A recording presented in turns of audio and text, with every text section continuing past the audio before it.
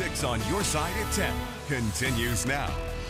It is road trip season, and if your summer travel takes you to northern Idaho, you might want to think about placing this next story on the list of stops. Maybe. The Oasis Bordello Museum was a working brothel through, get this, the 1980s, and as you alluded to, actually closer to 1990. Yeah. Unlike other museums where the past is stuck behind a pane of glass, you can get up close and personable with what life as a working girl in Wallace, Idaho was really like. Who knew? Who knew? 6 on Your Side reporter Marissa Morrison, she knew. She takes us inside this abandoned piece of Idaho history. Up until 1988, the red light district in Wallace, Idaho was a bustling hub of activity.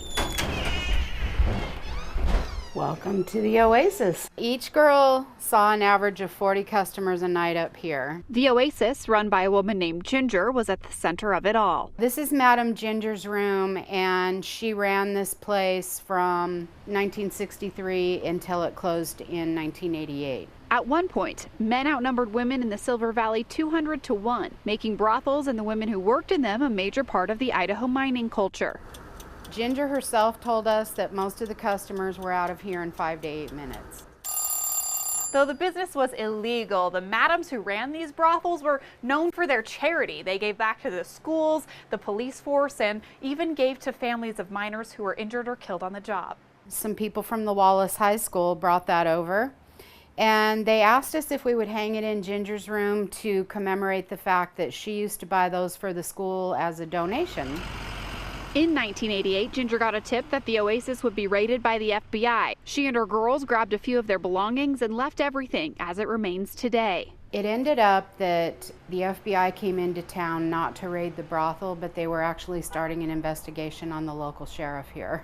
And the FBI rented some office space in town. They set up an office in Wallace, and they ended up staying here for over 2 years. So the girls really never could come back.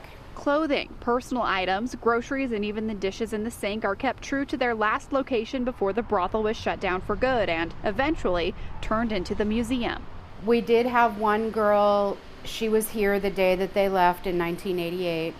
The owner brought her up here for a tour. She went right to the statue of the horse and she picked it up and turned it upside down.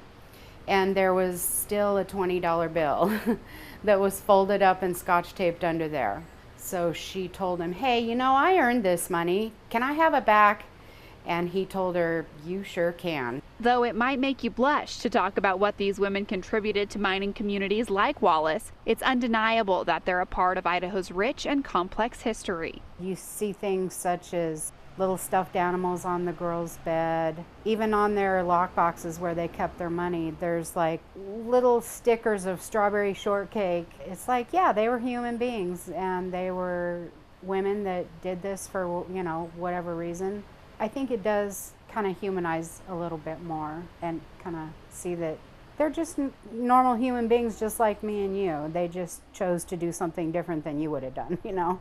Marissa Morrison, 6 on Your Side.